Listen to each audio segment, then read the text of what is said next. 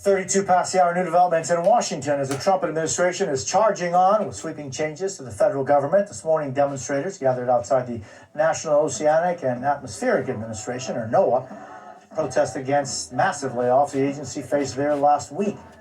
Meanwhile, federal workers are being asked yet again by the Trump administration to submit a list of their recent accomplishments in an email as the White House considers even more cuts. It all comes ahead of President Trump's joint address to Congress tomorrow. Joining us now, NBC's Aaron Gilchrist at the White House, NBC's Melanie Zanona on Capitol Hill. Also with us, David Fahrenthold, reporter at the New York Times, and Mark Short, former White House Legislative Affairs Director during the first Trump administration. He is now the board chair of Advancing American Freedom. So, Aaron, federal workers, again, being asked to list their 5 accomplishments in an email. Where does this go next?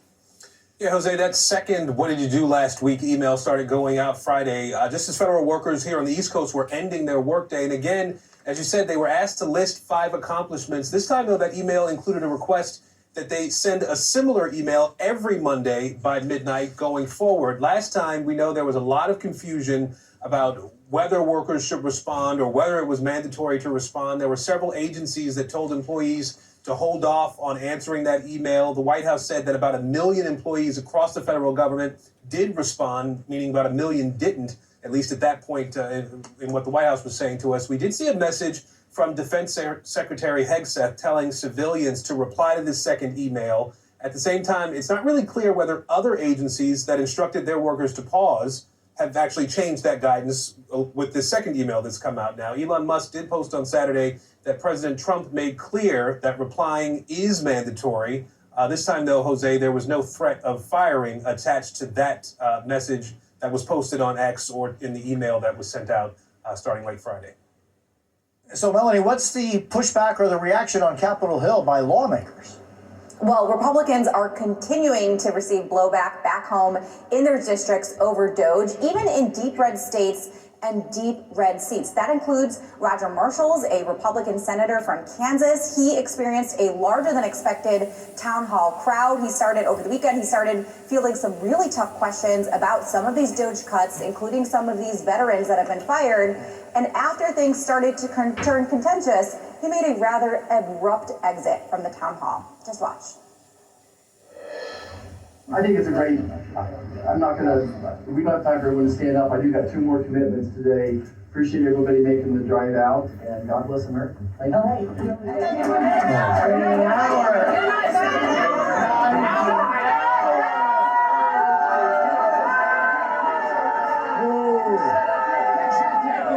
We're going to take pictures of you, buddy, right?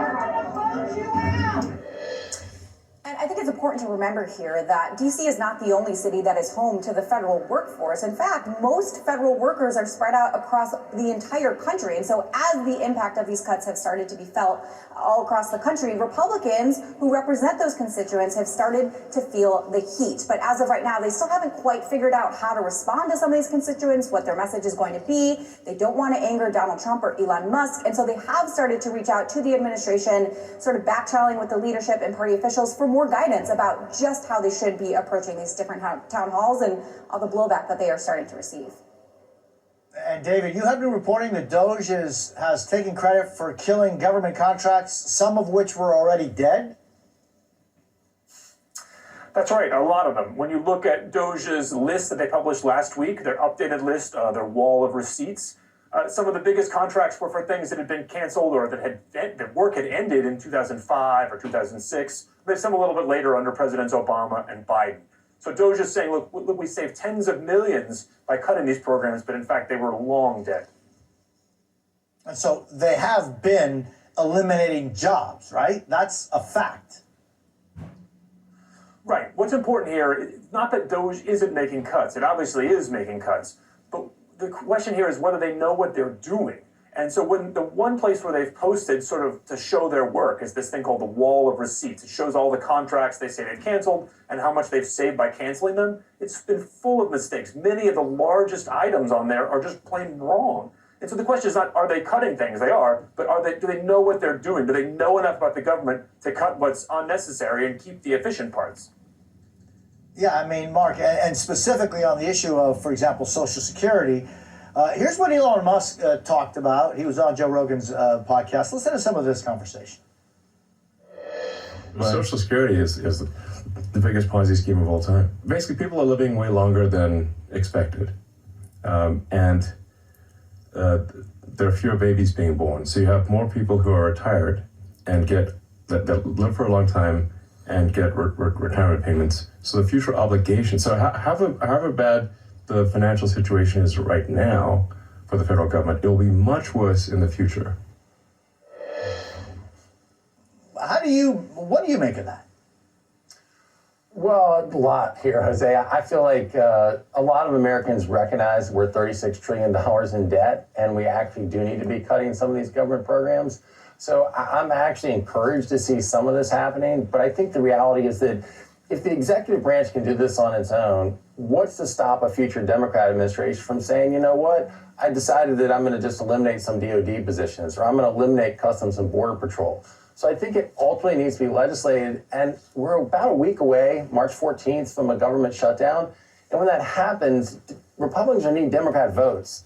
And Democrats are going to say, we're going to refund all these programs. DOJ alleges there's $65 billion in cuts. They're going to fully fund all those programs. So what's President Trump going to do roughly 10 days from now? Is he going to veto that when he's basically already signaled he wants the CR to fund government to the end of the year, to would basically fund all these programs that DOJ has alleged it's cut?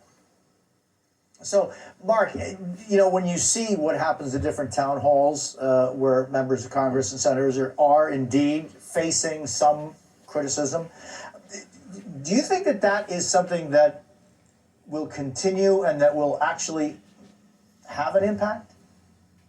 Yeah, I do. I think the reality is that I remember being a Hill staffer in roughly 2009, 2010. And at that time, you know, President Obama had come in with huge majorities in the House and the Senate.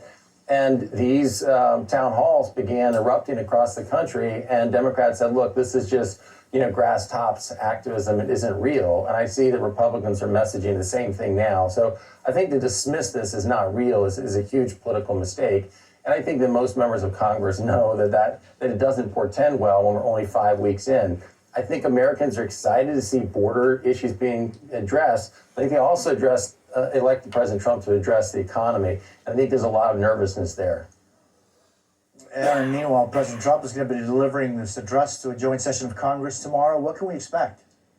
Yeah, Jose, the president himself posted about the speech this morning, indicating that we should expect a big night. He said, I will tell it like it is, and part of the message on his Truth Social platform. We know administration officials have told our team that the president worked on the speech over the weekend. He's planning to highlight what he sees as successes in the early part of his second term here. Many of his big moves are things that we, of course, have been able to see ourselves. We'll likely hear him talk about his immigration efforts to stop illegal border crossings, to ramp up deportations. We can expect to hear about how and why he's erased diversity and equity programs and personnel, for that matter, from the federal government. Those tariffs against Mexico and Canada, those are set to go into effect overnight tonight, so we'll be listening to see what he has to say about that. And of course, as we've been talking about, the big topic here likely to be Elon Musk and how he has really rocked the federal government with these massive spending cuts and with all the firings that we are continuing to see. We also understand from a senior White House official